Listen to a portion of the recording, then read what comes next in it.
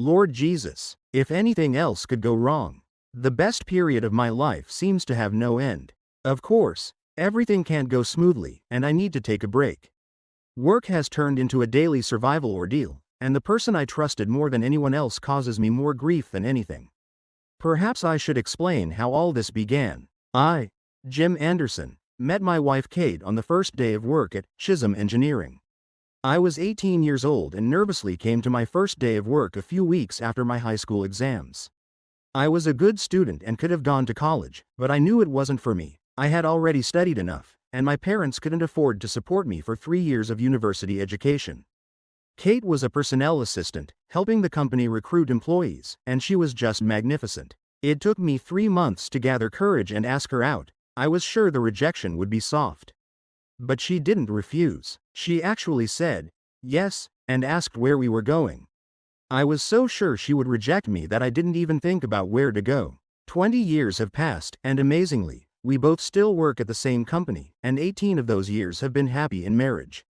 I led a project management group, while Kate made a meteoric rise and became the personnel director at a large machinery plant. We had 2 wonderful children, 16-year-old Amy and 14-year-old Jack. Everything was going well. A lovely home, and a comfortable lifestyle. John Hucombe has been my best friend since elementary school. In high school, we started hanging out with Rob Turner and remained friends, and a few years later, Rob's younger brother, Paul, joined us. Paul was the only bachelor among us. The rest of us were married, and all wives were close, having known each other for many years. Paul was more focused on his career than all of us. I recommended him to our company, and I was very pleased when he got the operations director position. It was a very well-paying job, and we celebrated it accordingly. Paul explained that he was surprised to get it, as old Chisholm had given him a hard time during the interview. 6 months later, on a Friday evening, the 4 of us had a few pints of beer, and I mentioned that Kate had been a bit off lately and scattered. I brought up this issue because I thought other wives might have something to tell my friends, especially if it was medical. Nothing was said. The guys were concerned and agreed it was very unusual for Kate. I admitted that I had thoughts of infidelity. The guys didn't believe it could be true but asked what made me think like that. It was hard for me to explain, apart from saying that something was off. Until that moment, Paul had been silent, but then suddenly he began vehemently defending my wife, stating that he works with Kate and that she had absolutely no interest in even looking at another guy, let alone. I would be a complete idiot if I thought she would do that. It was almost a tirade, and I thought it was very strange. Paul was defending her too passionately. When I looked around, I wasn't the only one surprised. I remembered he often flirted with Kate, lots of jokes and small touches, and with the nature of his work in the company, they often went on business trips together. I confronted him, trying to understand the situation. He didn't react at all but started to look guilty and became extremely agitated. Rob knew him better than anyone else and caught onto it too. He looked at his younger brother. "Please, tell me you're not that stupid." At the same time, I almost shouted, "When did you start hitting on my wife?" Chaos ensued. We both stood. I tried to lunge at him. John and Rob managed to keep us apart. Rob dragged his younger brother out onto the street and told him to scram. "But I'm your brother. I'm serious. Get lost before I beat the crap out of you myself. You're despicable and a high and mighty jerk." John and Rob tried to say that maybe things weren't as bad as I thought, and that I needed to talk to Kate to find out the truth. I agreed and went home. When I arrived, Kate was sitting at the kitchen table, crying. "I understand that Paul called to warn you. Is that true?" Kate didn't deny it but downplayed it, saying it wasn't a romance. Supposedly, they were just fooling around during a business trip. I dug deep enough to confirm that fooling around meant sex. She swore it was a one-time thing under the influence of alcohol, but it didn't convince me. Rob genuinely defended her, and it seemed to me that there was something more here. I admit, my reaction was unforgiving. Whether it happened once or 100 times, betrayal is betrayal, and I was completely stunned. Kate couldn't explain why she did it, and her apologies seemed insincere. In the following months, we separated and headed for divorce, which was bad enough, but to make the situation worse, Kate started seeing Paul again. This confirmed my suspicions that it wasn't just a one-time thing. Drinking with John and Rob came to a halt. It was awkward knowing their wives were friends with Kate. They invited me, but I wasn't in the mood for company, and I didn't have much money. Also, I thought they would discuss everything among themselves, especially since Paul was Rob's brother.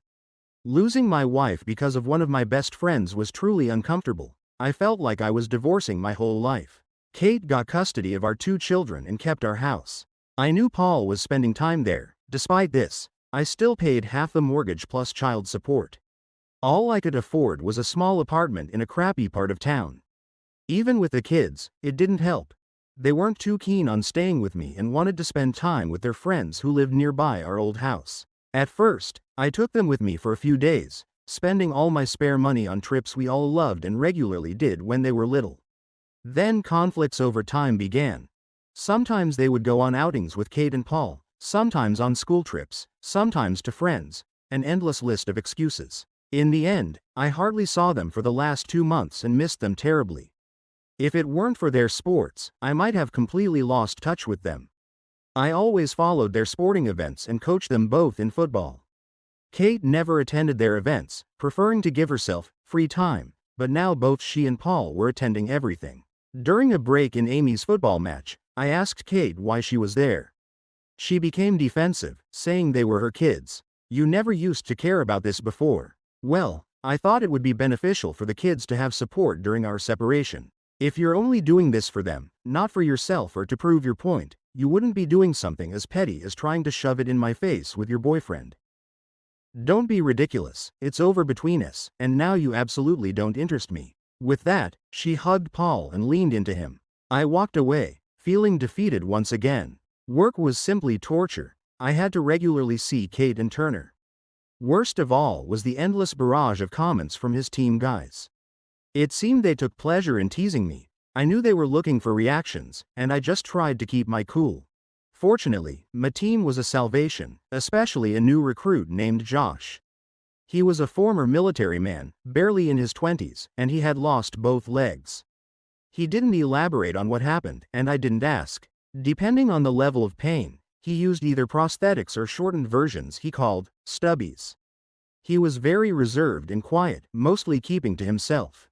But when it came to logistics, he was a mastermind.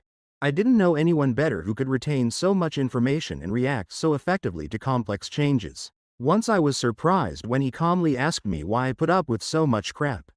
I tried to tell him about my sorrows and crap in life and immediately felt stupid, considering everything he must deal with. He looked at me with a serious expression. "It all comes down to a simple choice: to live or to die. Did they teach you that in the army?" He started laughing uncontrollably. "No way, that's too profound." It's a quote I ripped off from the movie, The Shawshank Redemption. The British infantry version would go like this: "Just get busy living, or get busy dying, you idiot." I joined in his laughter, realizing it had been months since I had laughed properly.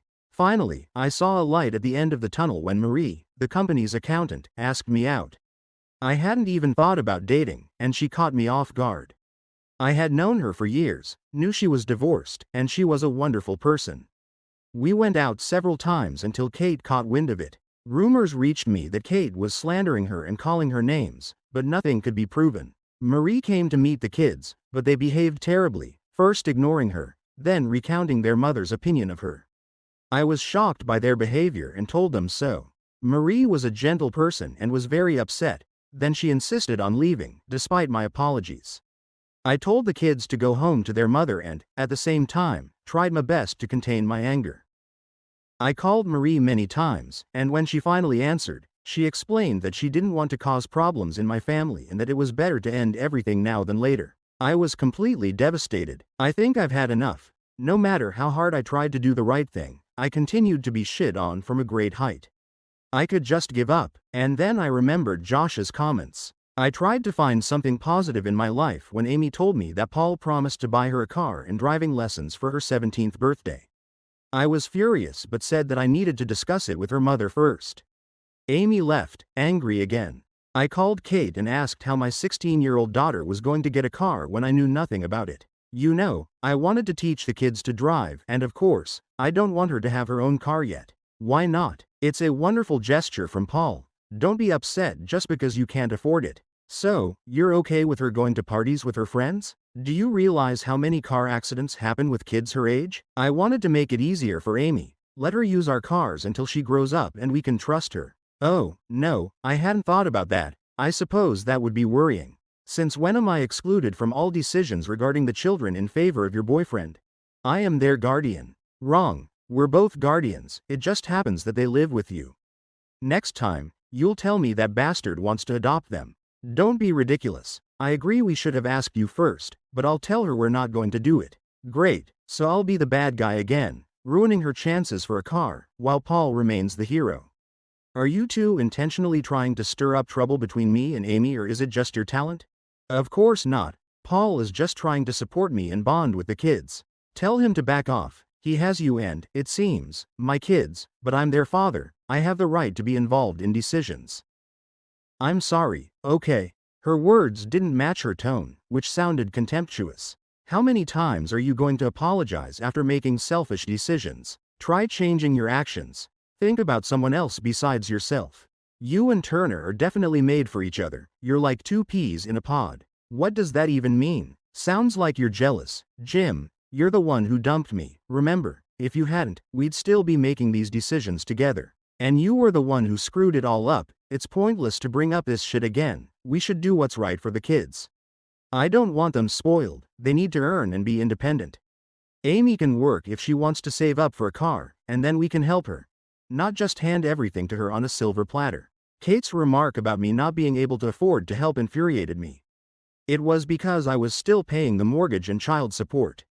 It pissed me off, especially considering that Turner seemed to spend a lot of time there. Trying to reason with Kate was like banging my head against a wall and getting the same result every time. I had been saving money and thought I could afford it. I called Kate to make sure the kids would be there on Friday to pick them up for the weekend. Surprise, surprise. They had planned a trip and forgot to tell me. I had to threaten her with a family court lawsuit before she agreed that I could come on Friday to see them before they left on Saturday afternoon. I stood in our old kitchen reminiscing about the happy days. The kids sitting at the table, and Kate, like in the good old times, standing by the bench. I suggested taking the vacation we had been planning as a family for many years, a trip around Europe in the summer. Amy wanted to see as many European capitals as possible, and Jack wanted to do a climb on the Via Ferrata, a protected climbing route through the Alps, and engage in extreme sports in the Alps. It wouldn't be cheap, but I was willing to spend all I had and borrow the rest. The kids were enthusiastic and began discussing different places we could visit. Finally, some positivity. They reacted just as I had hoped. I noticed Kate looking thoughtful. This was supposed to be our family holiday, Jim. We planned it together. Well, now we can't do it together, and this is probably the last chance we have before Amy goes on vacation with her friends. At that moment, Paul walked into the kitchen as if he owned the place. Jack excitedly told him about the trip. Paul nodded and said it sounded great, then added, I think we can plan our vacation for another time. All three turned to him in unison and asked, what vacation? Well, I was thinking of a summer road trip across the United States. You can choose the route yourselves, but it could include Disney, then hop over to the West Coast, visit Los Angeles and the Pacific Coast Highway. Amy interjected, oh my gosh, that would be an amazing trip. Maybe we could even swing by New York? I don't see why not. We could stop there for a few days to break up the flights back to the UK. Jack immediately started asking about the attractions at Universal and whether they could go to Busch Gardens or the Six Flags park. He loved all the thrill rides. I had never hated him more than at that moment. He knew I was at his mercy, and I doubted I could insist on a shorter trip when they were so excited. I got up and left the kitchen, doubting anyone noticed my departure. I had just reached the door of my car when Kate caught up with me. Jim, I'm sorry about your trip. Answer me honestly one question. Kate, is this the first time you've heard about this vacation? Well, yes. I don't think Paul had a chance to tell us about it. I'm sorry it goes against your idea. Oh my God, Kate, you're not that stupid. He just made it up on the spot, and I can guarantee nothing is booked. He's taking my kids away from me, and you're helping him. What the hell did I do to deserve this? I'm sure it's an innocent conflict. Finally, I had had enough. You keep asking for forgiveness, and then you do the same thing again. So here's what's going to happen. Tell your boyfriend this. The next time I have even the slightest issue with access or being excluded from raising my kids, I'll deal with him directly. Are you really threatening us, Jim? Talking to you is like talking to a brick wall. So yes, I'll try a different approach and live with the consequences. You won't harm us. Maybe not to you, though you deserve it, but on the other hand, some payback is due to him. Both you and him should think twice before putting someone in a position where they have nothing to lose, and you've put me exactly in that position. I looked up and saw Paul standing by the door. I half expected him to come at me, given he was bigger, but he just retreated into the house. I saw a disappointed expression on Kate's face, but she quickly concealed it. You see, a real man doesn't resort to threats of violence. No, it seems he ran away. I composed myself and looked at Kate again. You're trying to win their favor and push me away. These are my kids, not his. I like to think I'm a good father. You should want me to be involved in their lives, not playing petty games. Kate seemed speechless. It's not like that, you. It shouldn't be a competition, but let's face it. You won, I lost. You have the house, the money, our friends, a rich guy, and the kids. Your victory doesn't mean I have to lose every time, Kate. The old Kate would have understood this much sooner than me. She just stood there with her mouth open, not saying a word. For God's sake, I give up. I want to talk to the kids again tomorrow without that jerk around. I jumped into the car and sped off, leaving Kate standing there looking like a goldfish. Before entering the house, I made sure Turner wasn't there. The kids were sprawled on the couch in our old living room, looking as if it was a great effort on their part, and Kate stood at the threshold. Don't worry, I won't take up much of your time. There was no verbal response, but Jack managed to lift his eyes to me. I know the breakup is hard on both of you, and I wanted to remind you how much I love you, just like your mom does, and that will never change. Kate looked surprised that I mentioned her. But I don't understand what's happening to you. I can barely recognize you lately. You're great kids, but now you have this snotty attitude, like things aren't good enough. I love you to bits, but I deserve better than to be a laughing stock. If you want to move on with your mom and Paul, I'll back off. If you want stuff and big holidays, Paul is your man. What I won't do is show up every weekend to listen to lame excuses about how busy you are. Kate tried to interrupt. I doubt. Yes, I've heard enough of what you think, and I'm talking to my kids, maybe for the last time. I can't buy you what he can, but I still want to spend time with both of you, doing sports, going hiking, whatever you want.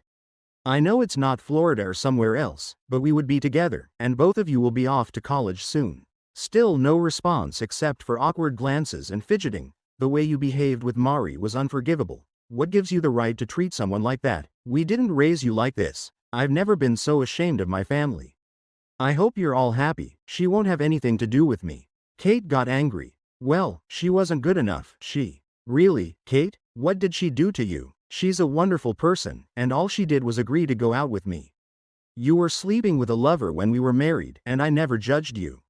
But congratulations, you scared her off so much that she got worried because of my psycho ex-wife and kids. I winced, realizing I had said all this and cursed in front of the children.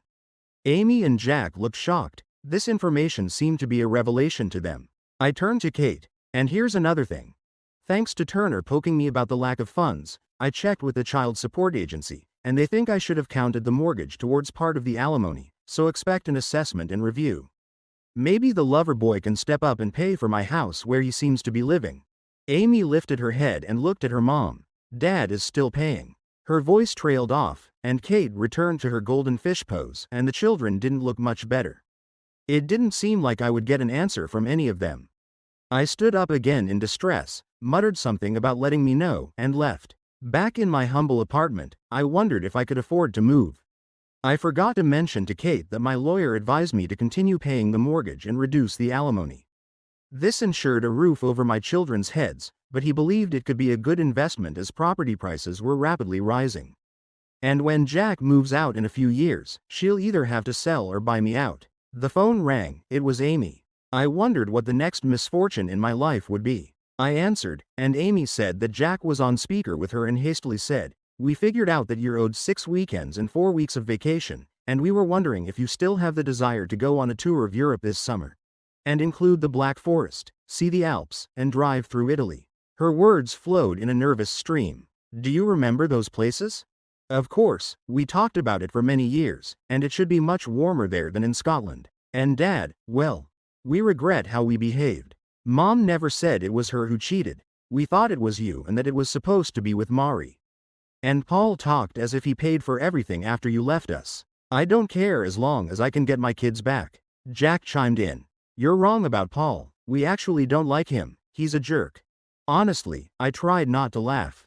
Jack, that's not the impression you guys gave. We thought that if you couldn't see us, then, that you could come back. That's never going to happen, Jack. It's over between your mom and me. She left, but I want to be there for both of you. Amy picked up from Jack. The thing is, Dad, we think Mom feels the same way.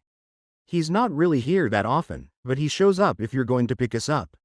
They argue a lot, and often because of you. It's hard for me to believe that. Your mom has just been so. Well, it's been difficult to communicate with her since we split up. I'd even say she hates me. I don't think so, Dad. I think she knows she made a mistake. I sat in Kate's human resources office at work. My nose was broken, and I tried not to get blood on what looked like an expensive carpet. Kate was furious when she saw me. Good Lord, Jim. Fighting at work is a serious breach of discipline. I'll have to fire you. What's the matter? Worried you'll lose your alimony? It's pathetic. Grown men fighting. You know we had to call an ambulance for Bob? Well, he deserved it. I think I did pretty well considering there were 3 of them. Grow up, Jim. This is a complete disaster. It's so bad that now the old man is coming. At that moment, Turner burst in, and I tried not to smile as I looked at his swollen lip and bruised cheek. He immediately began shouting that he and half his team had been attacked, demanding that we call the police and report the assault, and also to fire me immediately. I looked at Kate. Do you want to find out what really happened before you fire me? I mean, after all, it is your job. A deep voice echoed through the room. I agree. I turned around and saw Old Man Chisholm, the chairman of the board and founder of Chisholm Engineering. These days, he rarely visited the factory, but still had an imposing presence and a corresponding reputation.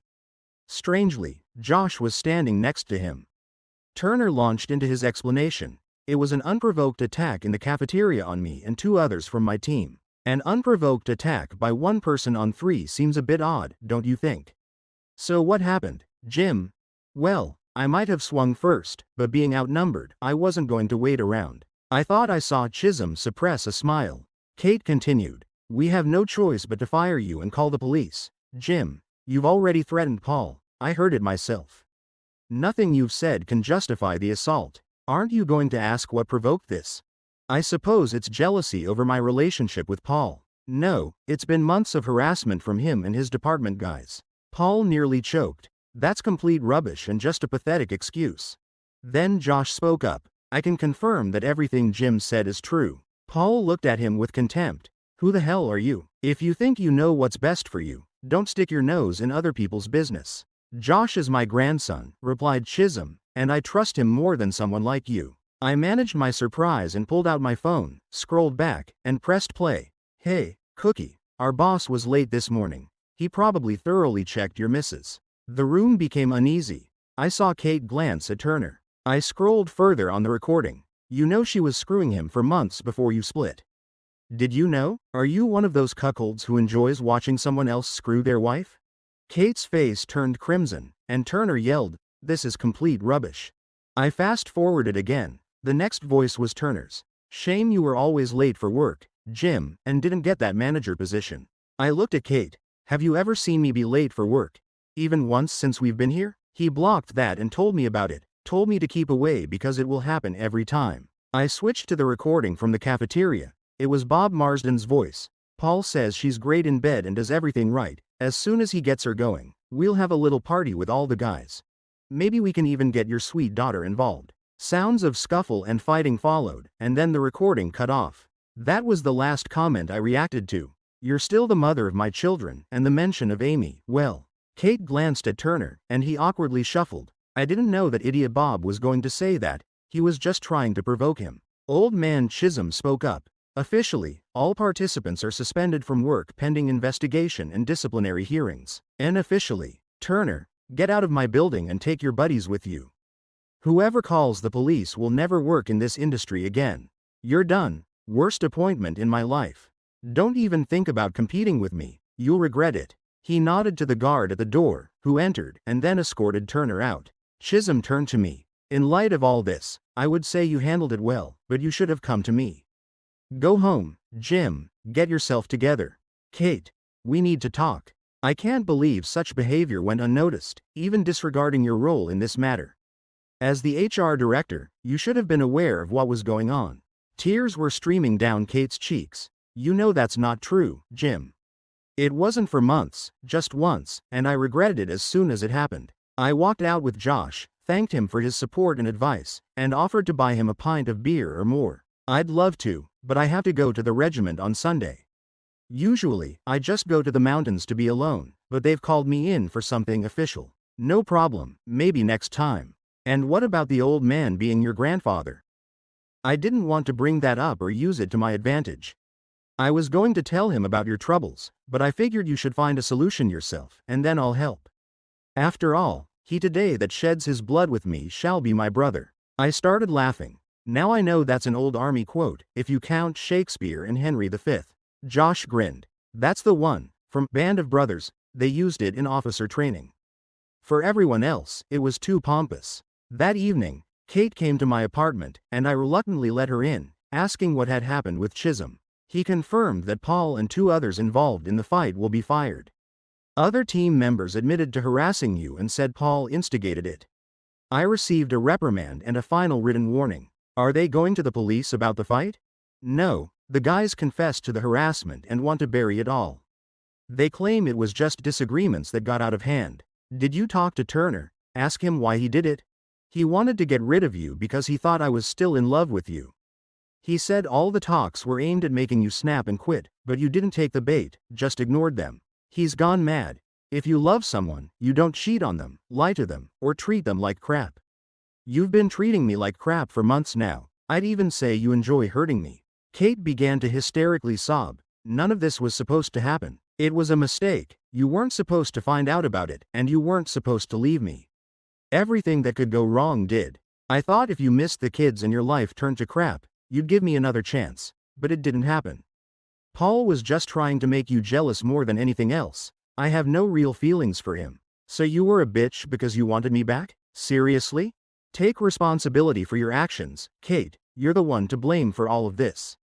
I have no idea who you are. The woman I married would never do such things. She was kind and caring. What happened to her? I messed up everything when I realized you weren't coming back, and with the divorce, I felt like I had to see it through. The kids, our friends, and my family couldn't believe what I had done. John and Rob refused to be in the same room with us. I didn't see their wives and families for months. I had to prove that it would work out between us and Paul. Otherwise, I would have thrown everything away. I had to prove I made the right decision and that he was the best man. My life with Paul had to be perfect, and the more I belittled you, the better my decisions looked. I tried to create the illusion of a loving relationship, but it wasn't like that at all. He was arrogant and selfish, but by then, there was no turning back. What a fucking mess. And you dragged the kids into all this shit. I'm really sorry. I needed to try to fix everything, but I had no idea how. I didn't realize how much it affected your relationship with them. Great, another apology. I heard your words. I'll change my actions, and I won't need to apologize anymore. At least it's over with him. He's gone now, and I need you, as do the kids. They're really mad at me.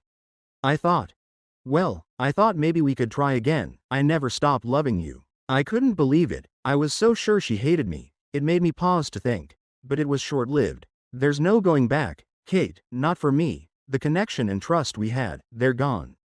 I'm not trying to hurt you. I'm just trying my hardest to deal with the situation and get my life back on track. On Sunday morning, I met John and Rob for a pint of beer.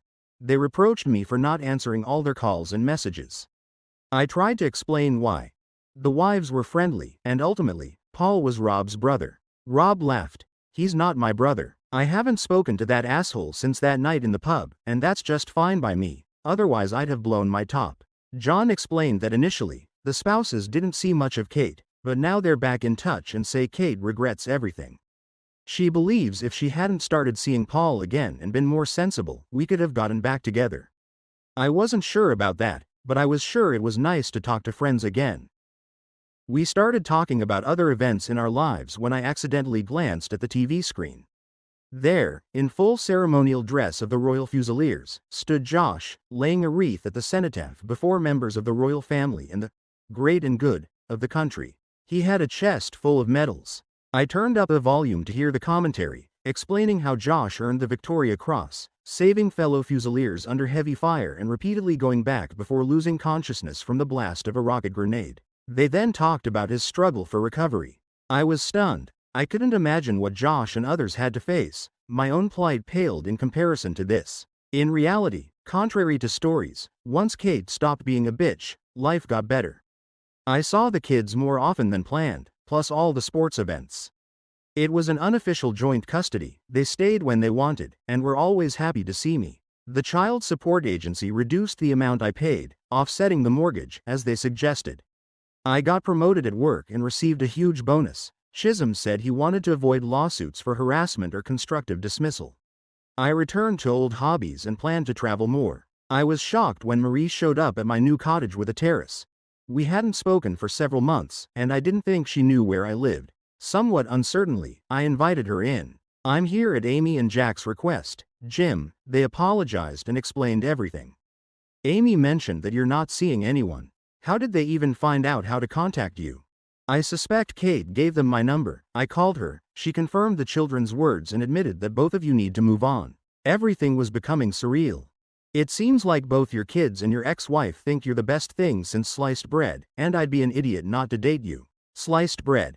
That's a bit much, don't you think? Maybe the best thing since the steam engine, though. Sorry, that's an engineering thing. I'd prefer a calculator or a computer, being an accountant and all. Anyway, I'd like to figure this out for myself, Jim. Yeah, I'd like that too, Marie, very much. We started dating again, and our relationship progressed, starting with friendship and companionship, and then passion and intimacy, everything that money can't buy. Who knows where we'll end up in the end, but for now, things are going well. Was it just luck for me? Perhaps.